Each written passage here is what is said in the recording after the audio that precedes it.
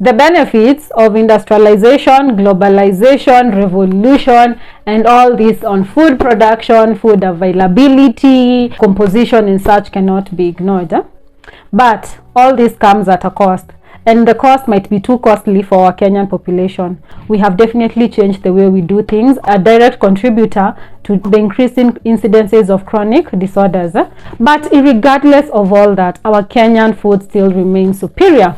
This is the reason that we are trying so much to be westernized in terms of food production, how we are cooking and the foods that you are eating, and the Western world is trying so much to be Africanized, if there is such a word. My name is Lilian Momina. I am a registered dietitian, and these are my reasons as to why Kenyan food still remains superior. The first reason is we still have access to organic foods. Yeah, our production and manufacturing and agricultural practices, yes, they have revolutionized, they have changed. There's more use of pesticides, there's more use of fertilizers, there's more use of genetically modified seedlings, trees and such, but we still have access to organic food. That is very important because the way the body was created, we were created to eat organic food that is grown without controlled climate, the air and such things. Our genes and DNA is well conversant with metabolizing such foods than the non-organic food. The second reason as to why Kenyan food still remains superior is the fact that we still have access to very tasty foods. I have not had the exposure of traveling to so many countries, but I have talked to people who do. And one of the things that cuts across is that our Kenyan food remains tasty. We have a pool of natural flavors, healthy spices and such. So when we are preparing our meals, instead of using those store-bought, why don't we use the ones that we actually growing in the country? It is very important. They are healthy and they are going to supply us with antioxidants. They are going to help us fight inflammation, and they are very, very important. Ensure that you stick around because I have a video coming up on spices and what to use, what not. As much as we want to say that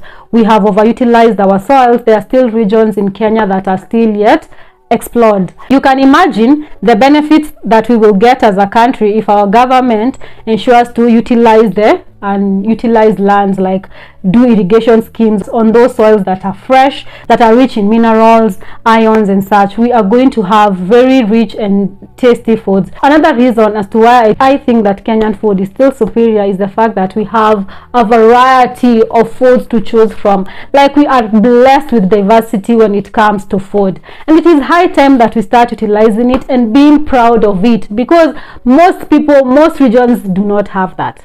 We have the different types of vegetables: green, yellow, blue, purple, white, all those growing in their natural habitat. Like, you walk outside your house and you'll get terere growing without even being planted. That is something that is very, very good, and we should be proud of it. Let's not start eating like the same things that we are being told to eat, like the big billboards are advocating for chicken and chips, refined cereals. No, we have tubers, we have grains, wheat, we have all those types, wimbi, mahindi, njugu, growing naturally. And then we also have my favorite fruits like avocados.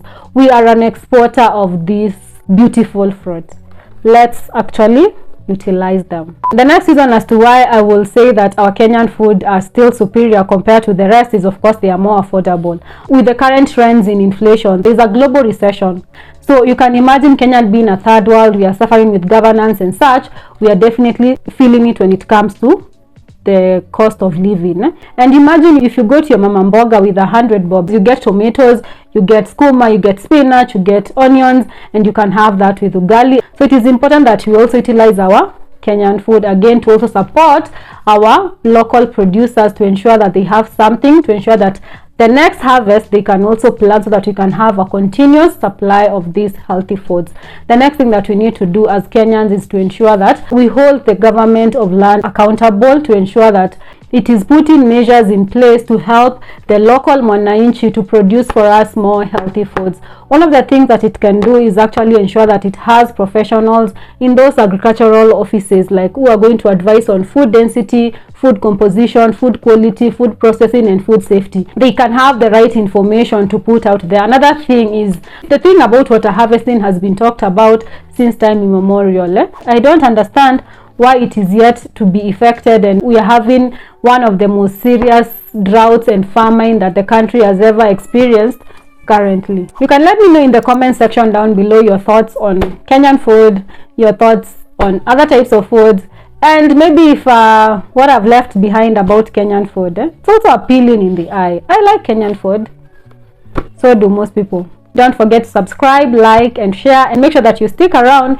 because I have more of this nutritional and health content coming up, and I drop a video every other week, and I'm going to definitely try to do 2. Thanks for watching, and until next time, bye.